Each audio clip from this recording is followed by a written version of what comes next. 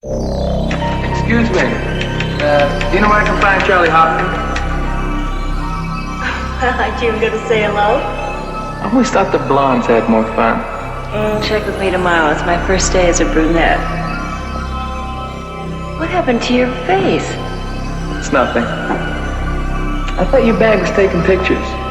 And the stories that go with them. Here, see anybody you know? What's this for? Harper's Bazaar. Oh, and I'm glad you came by. Here, sign here, please. Well, what is it? A standard release form giving me the right to reproduce your likeness. You get the release. What do I get?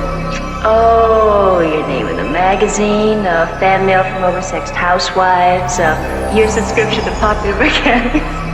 Anything but money. Is Charlie around? Oh, and I thought you came by to see me. I came by to see about getting a job. Doing what? Racing Charlie's bikes. Well, he's got a rider, Eddie Ellis. So he gets 2 riders for the price of 1. Well, the last time I saw Charlie, he was downstairs at the bar. Hey, I need a release. And I need a place to stay. You think we can work something out? A modern day remake of Matthew Vaughn's Layer Kicker, Coen Brothers stand up with Timothy Chalamet. A Citizen Kane prequel, a Midnight Cowboy sequel, Alvin and the Chipmunks, even other squeak. So many new ways to revisit sideways, but a graphic novel is how we choose to update. But we still hold fast, you can't change the past on the Ruined Childhoods podcast. Following the success of her novels, A is for Alibi and B is for Burglar, author Sue Grafton released C is for Corpse, the 3rd book in her famous Alphabet series. These books follow private investigator Kinsey Malone, a resident of fictional Santa Teresa, California.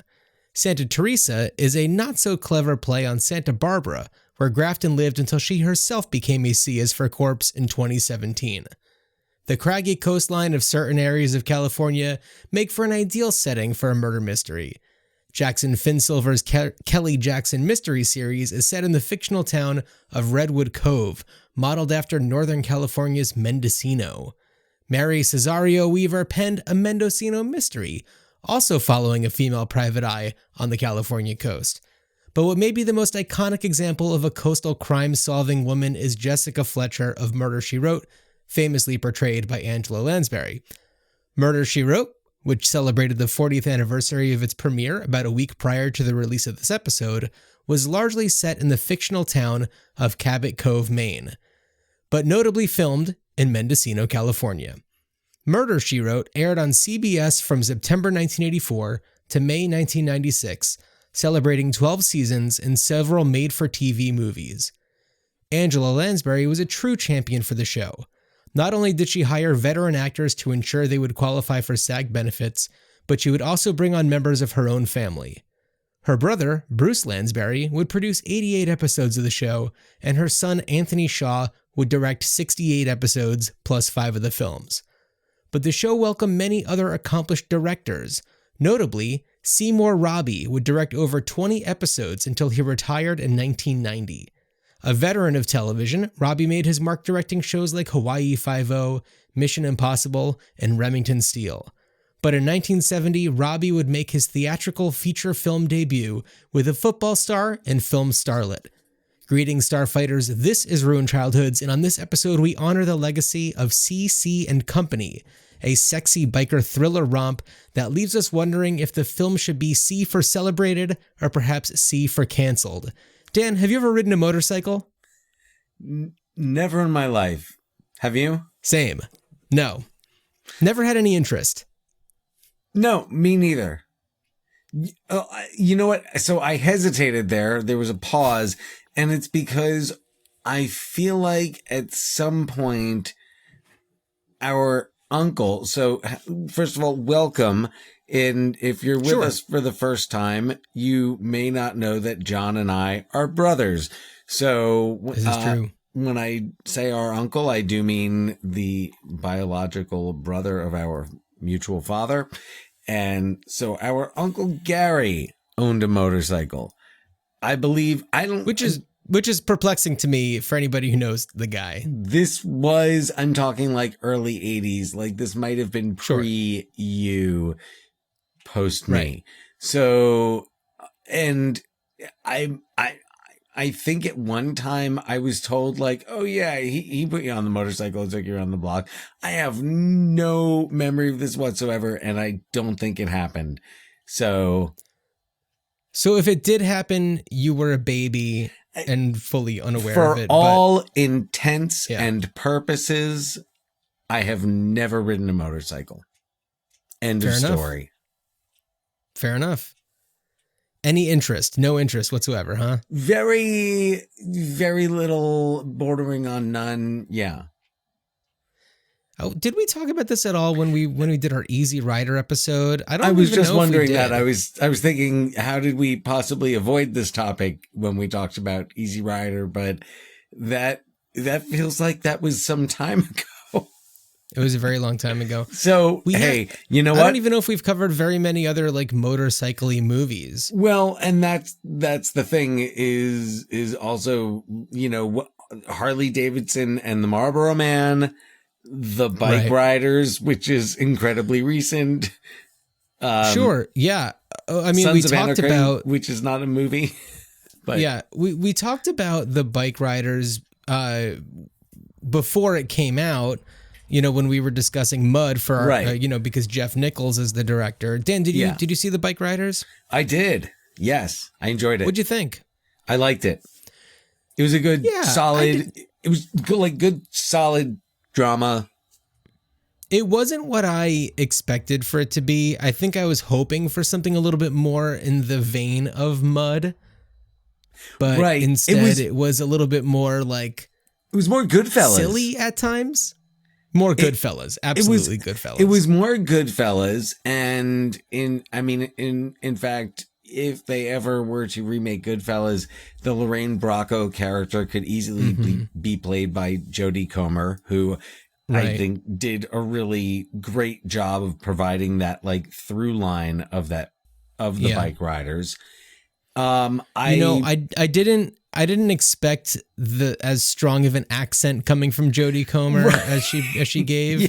So that kind of threw me off guard. And that's like the first person who speaks. So it's just like, oh, so this is the movie. Okay. You know who she is. You know who she reminds me of? Ileana Douglas. Like Ileana Douglas characters from the early to mid 90s, like right through To Die For. Yeah. That's who she reminds me of in the Bike Ride, but it works. It works. I like her in it. I liked, I thought Austin Butler was fine in it. He was fine. I always like Tom Hardy. It's always interesting to hear what's going to come out of his mouth and how it's going to sound. I kind of hoped for some more Michael Shannon. Well, but yeah, I mean, we always hope for more Michael Shannon, but I liked the character and I like how he played it. Quick aside, and you may know this already, but Michael Shannon is currently touring as a musician. I forget the name of his partner that he's touring with, but they are playing the REM album, Fables of the Reconstruction. I guess they did this for Murmur, maybe. Okay, yeah. And it was big. And so I love that. Yeah. I'm like, it's really, that's really cool and really interesting. I can't go when they're in Seattle, but, hey, if anyone can go, I'd be really interested to hear what one of those shows is like, but yeah. So there, you'd get your fill of Michael Shannon going to that show. I mean, it combines two things that I really love. So how bad could it be? I don't know. I should look into it, see if I can make it. I mean, they're probably doing a show in Portland. That I imagine if they're going to Seattle, they're probably stopping by. Yeah. So, all right. It's that kind of town. Anyway, yeah. And hey, if you live in that kind of town, check it out. See what's going on. Check it out. Support Michael Shannon. Absolutely, and the music of REM and anyone else touring with Michael Shannon. So, okay. Well, anyway. Bike Riders, it's interesting that, we're talking about bike riders, and I was not a Sons of Anarchy watcher. So when it comes to like biker gang culture, it's not something that I really flock to, but I appreciated how it was explained in Bike Riders and what it means to have your colors and everything. And I was maybe hoping for a little bit more of that in our film of the week, but I feel like instead we got a whole lot more. No.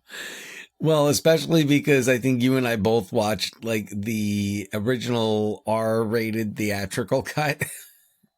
Yeah.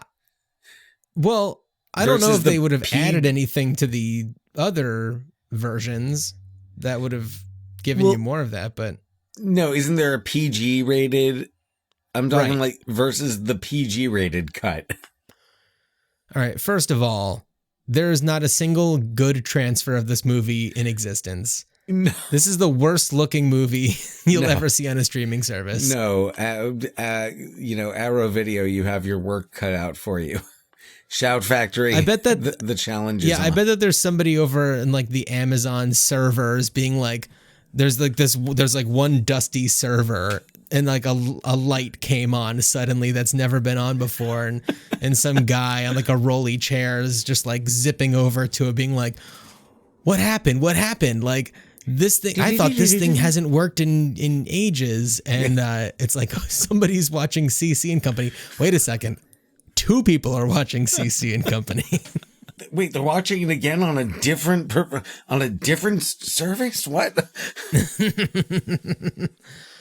Yeah. I did not. I watched it once. I watched it one time and that was plenty. There were certainly moments where I would go back and be like, wait a second, what? Did I miss something? Yeah. But it was, I don't know, it was kind of perfect for what it was supposed to be. Yes. And because I'm not expecting that anybody listening has seen this movie, or if you have, it's probably been quite a long time. So why don't we do a little synopsis? Please. A trio of bikers happens on a damsel in distress. There's a feisty redhead stranded in a broken down limo on the side of the open road in sprawling Arizona. Though 2 of the bikers attempt to take advantage of Anne, our leading lady, the more polite CC rider pulls them off and flashes his pearly whites. We learn that CC is a recent addition to the Heads, a ragtag debaucherous biker gang, and doesn't quite fit in with their code set forth by their leader, Moon. The Heads decide to post up at a local motocross event to cause a ruckus. And who is there?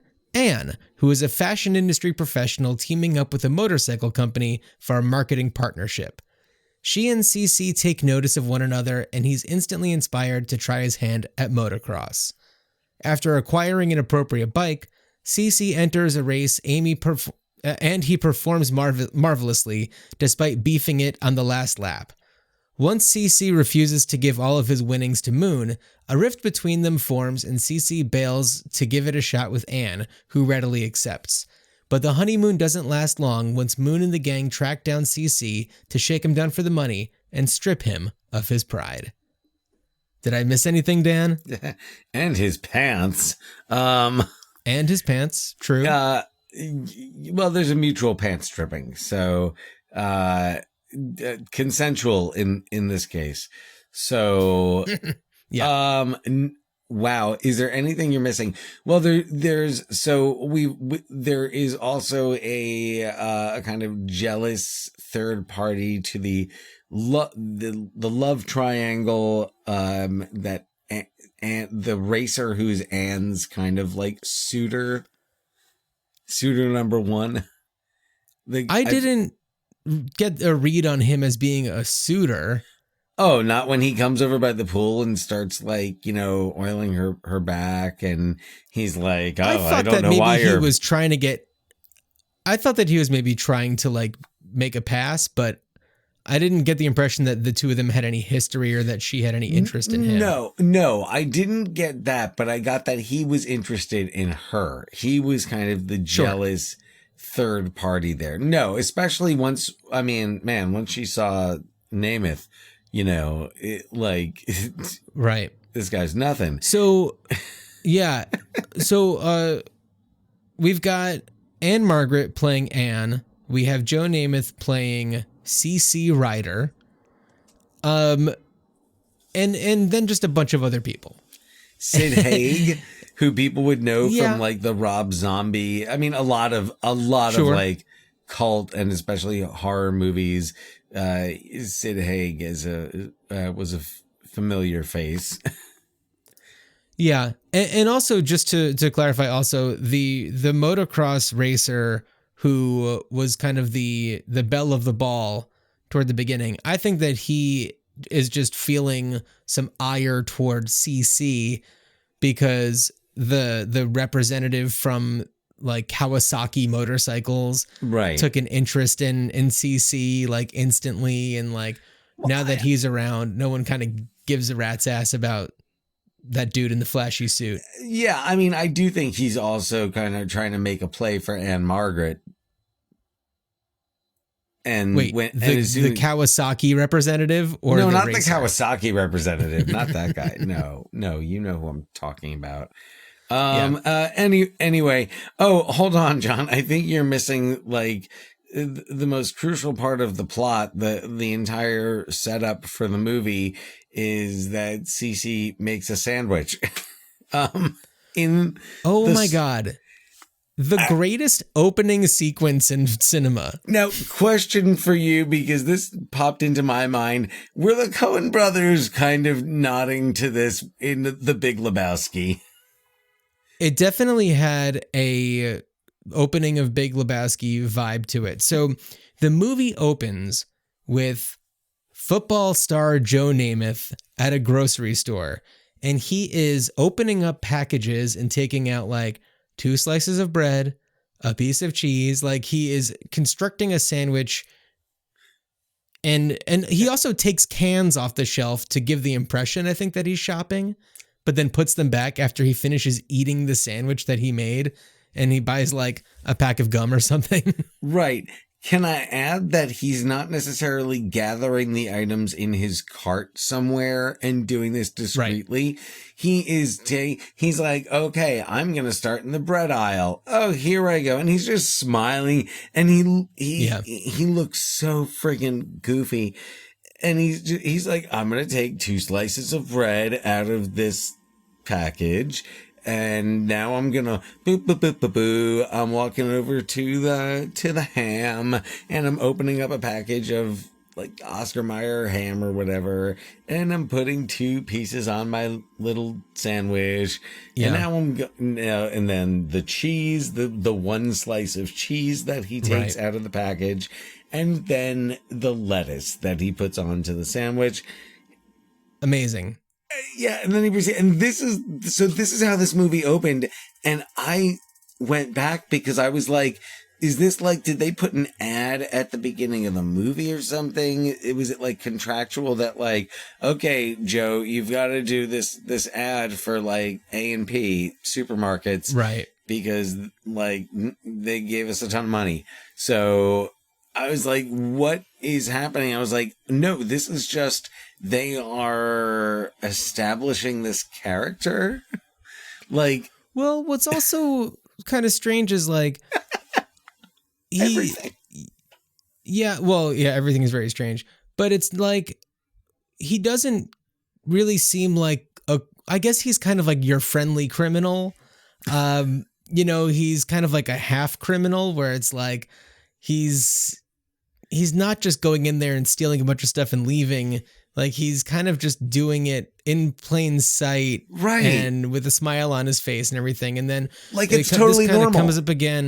This kind of comes up again when he goes to purchase a motocross bike, and he kind of just pulls a slick one over on the guy at the motorcycle dealership. That one was more devious because he had a plan and he had it all set up to go. He's like, oh yeah, I just traded in my bike, and oh, can I take this one for a ride? Can I just drive it around the building?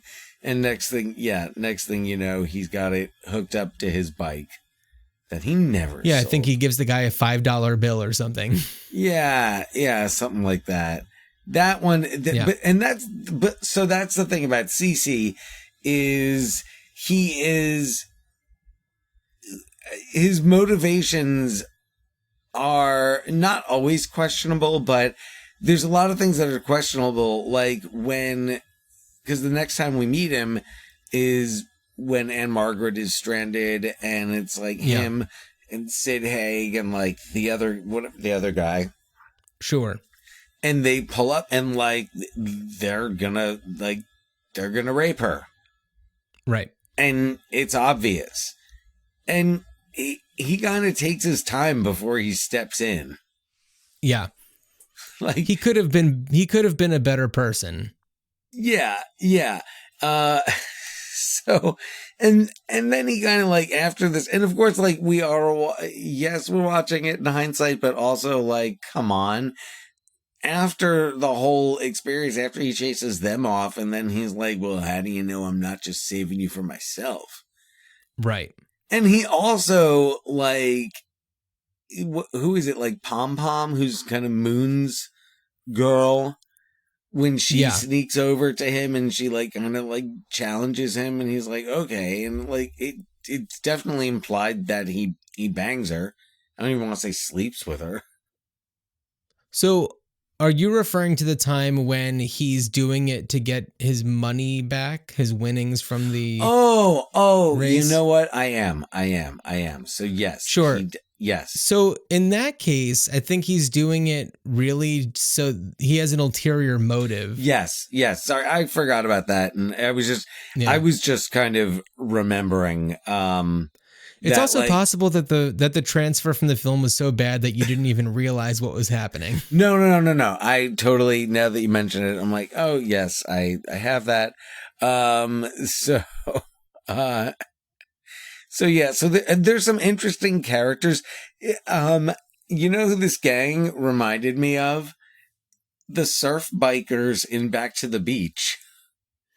Ooh, yeah. Like this was an R-rated version of them. Sure. Oh yeah, absolutely. Where it's like you're not even positive what their motive is and kind of where they stand on things. Although I feel like the surf bikers from Back to the Beach had a little bit more integrity. Well, yeah, they ran a daycare. I mean, come on. Yeah. So no, but in this, like, they're all. There's also, especially with the girls in it, like this Manson family vibe where they like hitch rides with these guys and like kind of force the guys to pay them for either having sex with them or just not having sex with them. Sexual favors. I don't know. Yeah. Well, it's not a favor because they're also asking for money. So yeah, like they're just kind of like getting there's thrill. An exchange. There's the one, my favorite was the one who's eating she's in the car with the old guy eating chicken. And oh God, yeah. Her name in the movie is Pig. The actress is, and I'm going to spell this Teda.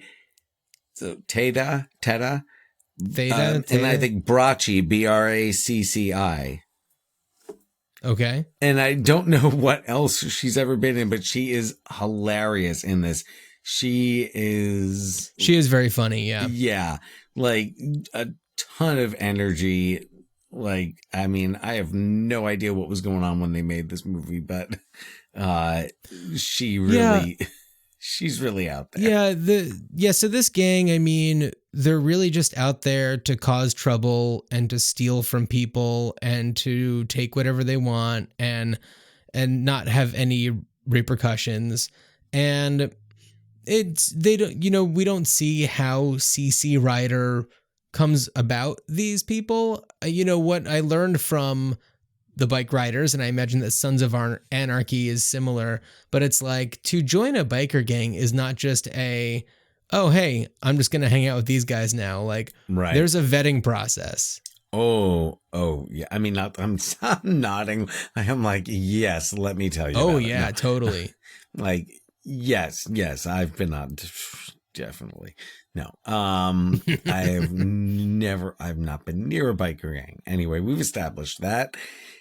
But it's just kind of like he hangs out with them and they're like, all right, this guy's cool. And like, maybe his initiation was going in and making the sandwich. They're like, all right, here's what you need to do. And you can be one of us. You need to walk into that supermarket and you need to just like, it's absolutely normal. Like you're in your own goddamn house. You need to make a little sandwich for yourself, a little ham and cheese sandwich. Don't go overboard. I get the impression that's not the personality of this biker gang. No, I mean, Moon has a Nazi insignia on his like vest. Oh yeah. We understand what he's all about. Yes. Yeah. Well, and it's also definitely implied that they are like deep into drugs. Like you don't necessarily see a lot of that, but like the heads, especially at that time. Yeah. Oh, you know what I really loved I loved the Wayne Cochran sequence. Wayne Cochran, who was that, like real person, real deal, that guy. I looked him up. He sounded... Wayne Cochran and the CC Riders was his group. Yes, not of course. In any way connected to CC Rider, the total character. Coincidence. Total coincidence. Yeah. Total so Wayne coincidence. Wayne Cochran, whose biggest hit would have been probably Last Kiss, right? Famously covered by many, including Pearl Jam. Yeah. This guy is a total character. He comes on screen and he looks amazing. He's got this gigantic blonde pompadour. He's got a Baby Billy thing going on. He does have an Uncle Baby Billy kind of a thing going on. But it's like this scene comes out of nowhere.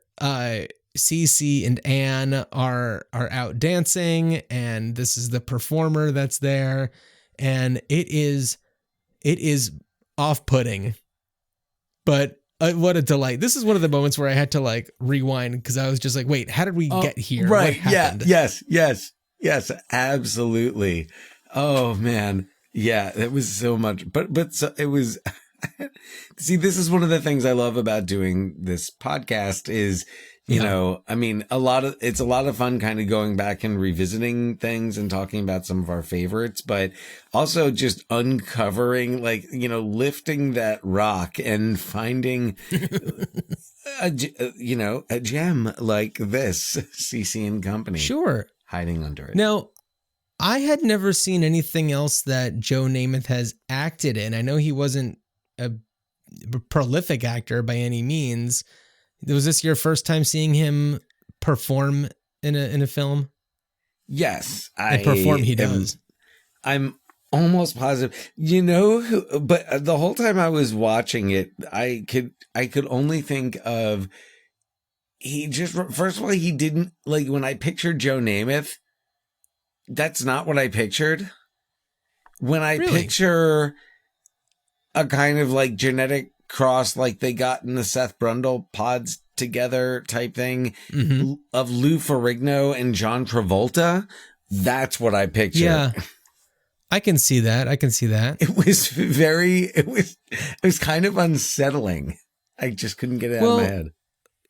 Joe Namath, you know, of course, celebrated football star, famously on the New York Jets, which was, you know, kind of the team that our father followed, and we would go to a lot of Jets games growing up. A lot of love for the Jets. Yeah, and so and Joe Namath, you know, he was the guy, he was the Jet, and when he went off and started making commercials, especially the one that he did for like pantyhose, he really made, you know, like turned a lot of heads. And of course it was just like, all right, how quickly can we get this guy in front of, you know, film cameras and onto a set? And I think that he was in one other thing before this, but it was more of like he pops on screen for a second kind of a thing and less of a starring role. And this is an interesting one for him to be starring in, especially because there's no, I mean, athleticism in the traditional sense to it. I suppose that motocross could be considered a sport. But I guess like the fighting. Yeah. Not that he really does that much fighting, or does it? No. particularly well. He's not like an action hero. He's not like Jason Statham. No, he's just gangly. Like 20 guys coming out. Like, no, yeah, Moon kind of kicks his ass. So, right. I mean, they beat the shit out of but each he's other, clever, and so he's got Ann-Margret there. That he does. So Joe Namath in 1971 also appeared in a Western called The Last Rebel about two Confederates who save a man's life and cause trouble in 1865 Missouri. And that came out August 9th, 1971. Okay. Yeah, and Joe Namath plays one of the Confederate soldiers. Okay. So let's see. And then when did CC come out? October 14th, 70. 1970. Oh, wow. We're close to the anniversary.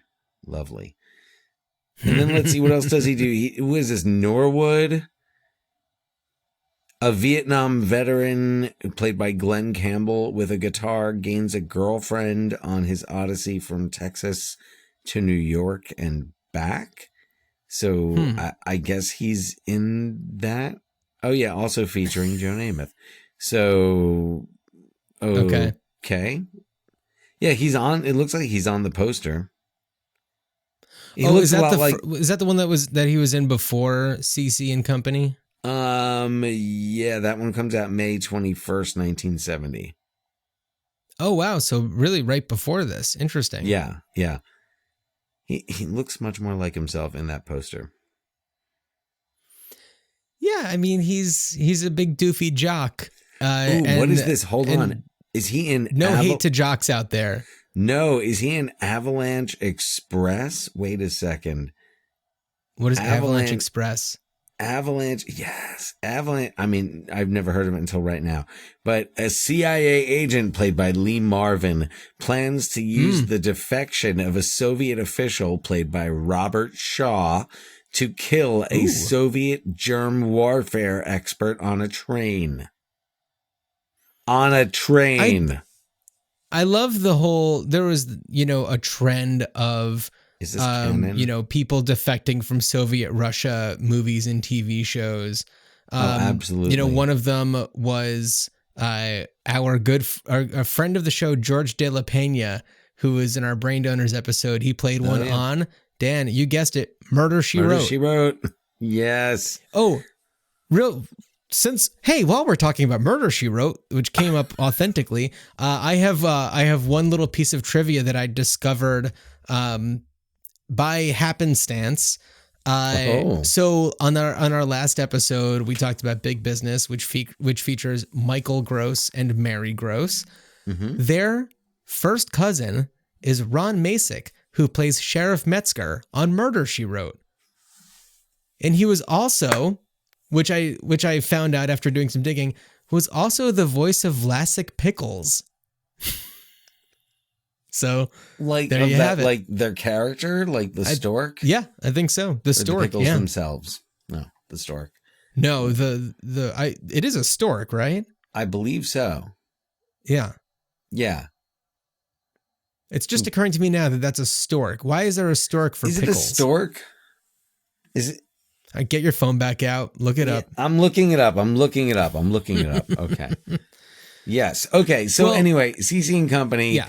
All right. So yeah. What else is there to say about this movie? Here's what there is to say about it. And let's just face it, this is going to be a shorter episode than most. Yeah.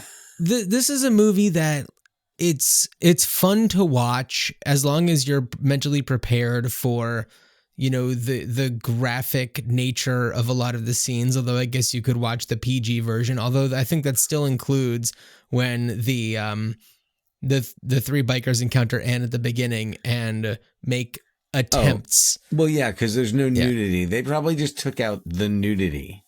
Right. Yeah. Yeah, in a lot of ways, a lot of that was so unnecessary and seemed like it was there for shock value and, to kind of, I don't know, draw an audience. But yeah. I felt like there were some missed opportunities. It was interesting to see in 1970 like motocross. I didn't think that was necessarily like a 1970 kind of a thing unless it was like the beginning of what, turned They into invented a big it for sport. this movie. Yeah, right. No. I kid. I'm sorry. I forgot what I was looking up because I opened. You were looking up the Vlasic pickles and I if got it was a stork. so distracted by the CC and Company stuff that I have open on my phone. So, yeah, I mean, this movie is just, it's designed to get people's attention. That's why Joe Namath is in it. That's why there's, a lot of the graphic scenes in it. I think that Ann-Margret was romantically involved with a producer, which is why. Was it the producer or the writer? Oh, like maybe one or the other, but that explains why she's there. And, it's funny because it's like whenever she's in a scene, the movie becomes a better movie. She's just that good. You've got, because she has a lot more credibility than everybody else in the movie. Like she comes on and screen. You're just like, oh, thank God Ann-Margret's here. Well, yeah, like film star Ann-Margret is there. And because I think, oh, by the way, confirmed, the Vlasic Pickles bird is a stork. Okay. Yes. So I don't know why. I don't think there's any baby connection. I don't know. I wonder if the stork lobby was just like, we really need to distance ourselves from this whole baby thing. Yeah. Because it's nonsense. It's dangerous misinformation. And then the pickle lobby was like, hey, I got an idea. We've been looking for an opening. Fellas, I think we just found it. Yeah, exactly. We'll take that stork. Yeah. And the storks were just like, all right, fine. Better than babies. Yeah. CC and Company, it's silly. It is definitely the kind of movie that you want to be watching with a group of people. Yeah. And just kind of goofing on it. Totally. And by the way, to come back to, I wish that there was I just would say, I wish there was a better transfer of the film. Yes. Oh, absolutely. And yes, coming back. So the writer of this film was Roger Laverne Smith, who was Ann-Margret's husband for until he died. So yeah, he married her in 1967 and they were married until he died in 2017. And wow. He was... That's when Sue Grafton became a C is for corpse. Wow. It's what a tangled bringing it together. Weave. All right. So, So anyway, he was encouraged by James Cagney to look for work in Hollywood after being stationed he was in the Naval Reserve. And then he was like he was like a, player with the studios, and he did some TV, some film. I'm looking to see if he ever did a Murder, She Wrote here. It doesn't look like it because it looks like he kind of moved into production and he was Lieutenant Roberts on the television series Mr. Roberts, which was, I think, based on the movie. Okay. So yeah, that was him. And then he married Ann-Margret, and he was diagnosed with myasthenia gravis, a neuromuscular disease, in 1980. Okay. And he was living with that from 1980 to 2017. That's a long stretch. Yeah, well, his condition went into remission in 1985. Oh, okay. Dan, we know that this is a movie that doesn't have a lot of content to it when you just start reading somebody's Wikipedia page. No, I'm like that's like yes. No. We can certainly move on. Sorry, you sounded interested, and there we go. I was like, right. oh, I don't know. The story was unfolding. I was like, oh, I went into remission. Oh, that's great. And he produced her career. And anyway, all right, what are we gonna do with this thing? Can I say this would have made? And I say this partially because of Ann-Margret. This would have made a great Elvis movie. Elvis should have been CC Rider. Right. And then he should have had a showdown with Wayne Cochran. More comfortable on a motorcycle than Joe Namath. Sorry, what did you just say? And then he should have had a showdown with Wayne Cochran. They could have had a sing-off. Oh my God, Wayne Cochran, the pompadour. But like, imagine Elvis. Imagine Elvis in 1970 saying like, "All right, I want to make a comeback," because I don't think he was still making movies by then. But imagine like Elvis says, "All right, I'm going to do this." Like that could have extended his life. He takes Moon and bends him over and spanks him. That's how the movie ends. Yep. And then Moon is suddenly, converted into just this angelic gang leader. Yeah. Oh, absolutely. And they do really good things then. Yeah. Acts of service. So all right, I'll go first on this one. First of all, clearly we need a better transfer of this film. Yeah. I do like the plot in general, where it's like there's this guy who gets, involved with this biker gang, but his heart isn't in it in the way that they want him to have it in it. Mm-hmm. And the combination of seeing this girl who he's attracted to, plus being enticed by the world of motocross, because, motorcycles, when you're, in a gang, of course, it's going to be different from like more of a dirt bike type of a situation, but choppers, parallels, choppers versus dirt from bikes. Choppers to dirt bikes. And I think that there's a way to do this one again. And, I feel like if we're going to do it, if we're going to honor a Joe Namath type, then we have to go with somebody. You're pointing to me. I'm interested to hear where you're going with this to see if keep going. Okay. A gawky, doofy dude with big dick energy. None other than Davidson. I mean, he and Joe Namath have the same types of vibes where it's just like, yeah, Pete Davidson can go in and make a sandwich in a grocery store piece by piece and eat it and then just buy a pack of gum or whatever.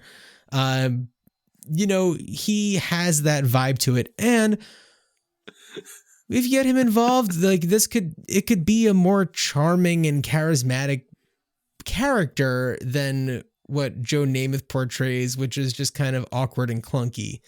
And I don't know. I think that'd be a lot of fun. What did you think I was going to say? No. Well, I was interested to hear if you were going to kind of go in a similar direction to where I'm planning on heading. Okay. But to stay with the Pete Davidson idea, yes, I am not a big Pete Davidson fan, but yes, this is it. This is the role. Right. And I think that's a great idea. I also love that, like, the rubric here is who could you buy doing the sandwich scene? Yeah, exactly. The most disconnected, irrelevant part of the movie. Yeah. And that's because I have the same notes. I was like, oh, he'd be great doing that scene. So, anything else?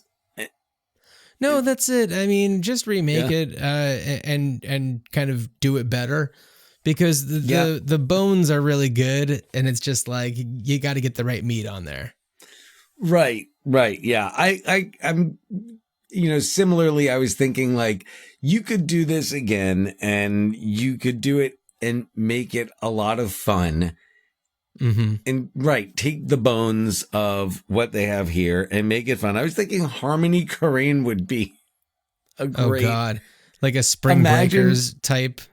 That's kind of what I was thinking along those lines. I was like, oh, but like I would like to see it just like turn down the craziness a little bit, but not too much. Yeah. But yeah. I was like, I could also see, just Dan real quick, I could also see like a Safdie Brothers version. Oh, okay. And I'm thinking not just about, a movie like Good Time or Uncut Gems, but I'm thinking about like, and I know that, he was just not an actor in it, but in the Curse, the Emma Stone, Nathan Fielder show that, which Safdie brothers in it, Benny Safdie. I think so. It's kind of like, it's funny, but it's also tense and weird and uncomfortable. And I could see that kind of a vibe for this. Mm-hmm.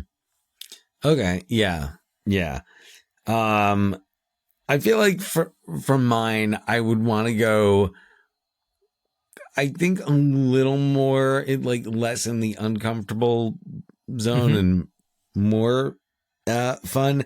And I was thinking to kind of honor that, okay, well, was this the movie that was going to make Joe Namath a star? It's like, who's a football player that you could put in there? And,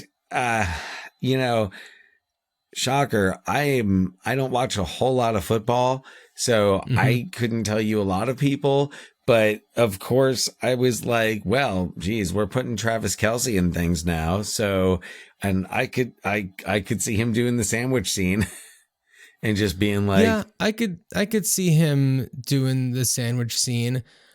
So did you ever watch the show Moonbase 8? You're looking at me blankly. 8. Do you know what I'm talking about? It was on Showtime, and it was with Fred Armisen, Tim Heidecker, and John C. Reilly. Okay, yes. And the whole idea, the plot of the show is that travel and life on the moon is now possible. And there's a program where if you live on a fake moon base out in the desert somewhere and, keep up the pod and you do all the things that you need to do. And when you go outside, you put on a big space suit and you do whatever you have to do.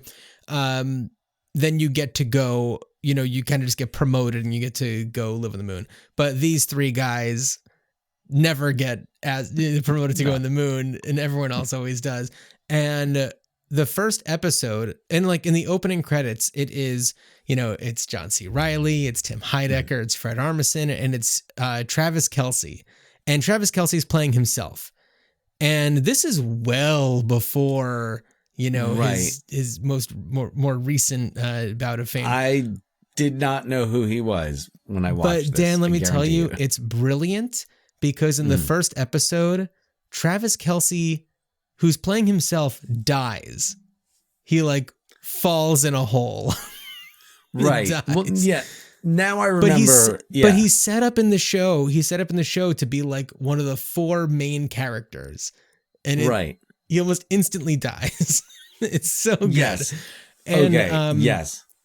And when I saw that, I was like, I don't know who this guy is, but I really appreciate that he is able to do something like this and get it.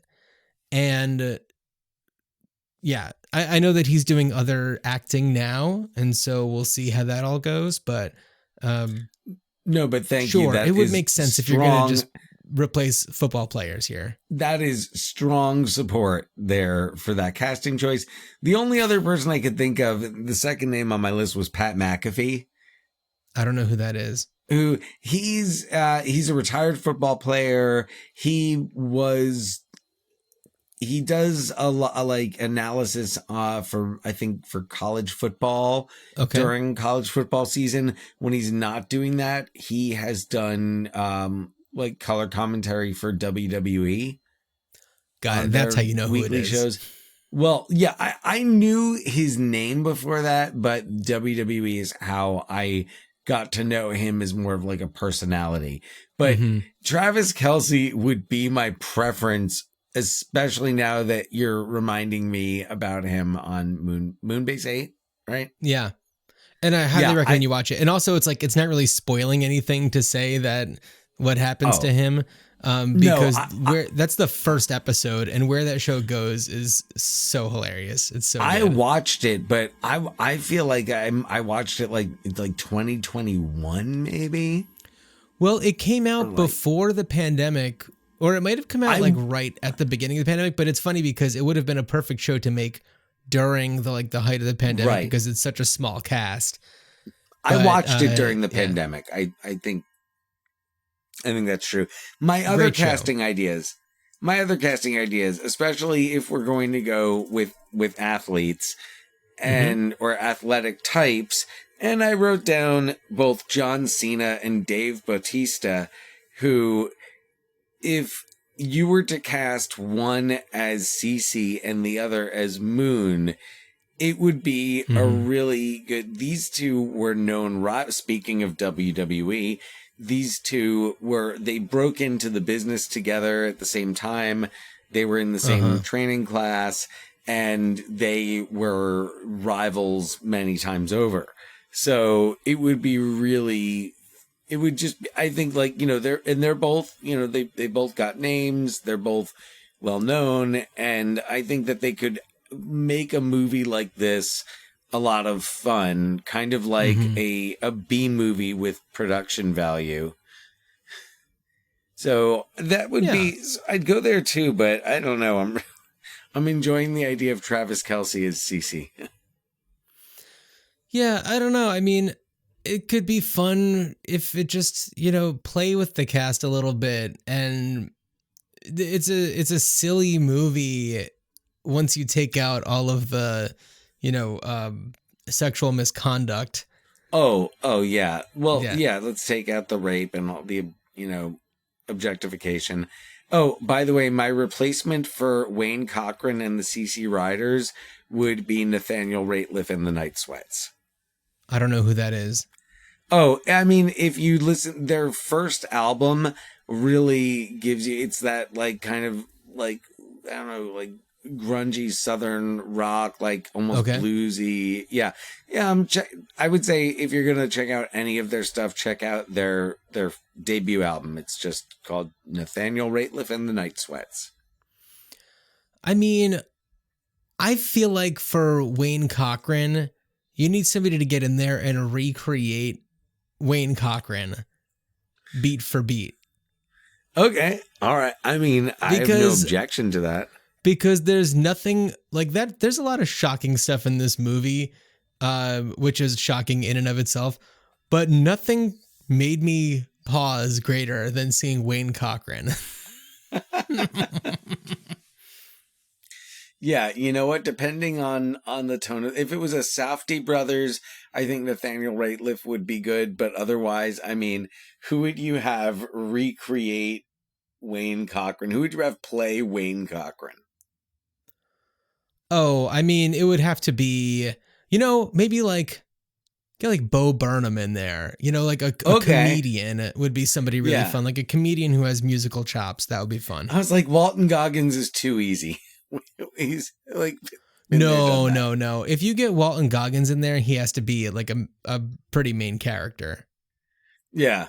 Be a good would put Walton Goggins in there as like the Kawasaki rep who like has two scenes but just kills it. And or like the guy who's at the dealership for the dirt bikes. That's where I would put Walton Goggins. No, who I would put in there for Wayne Cochran? Conan O'Brien. Because that he would commit 100%. I love it. I bet you if we contacted his people and this got to him, I bet you he has seen this movie and loves this movie and would say, yes, this is this is my, like the apex of my career in show business. I would, he's probably the only celebrity I can think of who I'm like certain has seen this movie. Right. It just makes sense. Yeah, it totally does. Yeah. Absolutely. With you on that. Well, Dan, I think that's enough said about our C selection and our cinematic blast through the alphabet. A, we did Anaconda. B, we did Big Business. C, CC and Ryder. Dan, before we get to D, thank you to our listeners for tuning in. And please rate and review us on Apple Podcasts and Spotify. You can watch our episodes on YouTube and Spotify. And ruinchildhoodspod.com has kind of everything that you need. Dan, bring it home. What are we doing for our D episode? Okay, so our D episode, of course, we are going to go dark. We're not just going to go dark. We're going to darko. We're going to watch Donnie Darko from 2001, written and directed by Richard Kelly, starring Jake Gyllenhaal, Maggie Gyllenhaal, Jenna Malone, Mary McDonnell, and the late, great Patrick Swayze. Yeah. John, have you, do you know when the last time was you watched Donnie Darko? My guess would be probably around 2006. Okay. I watched it like 500 times when it first came out and then haven't since. Yeah. And we'll definitely talk about one of those viewings on that episode. So okay. Very much looking forward to revisiting Donnie Darko and chatting about it. Well, Dan, as you are pushing your dirt bike that only has one wheel across the finish line, I wish you a good journey.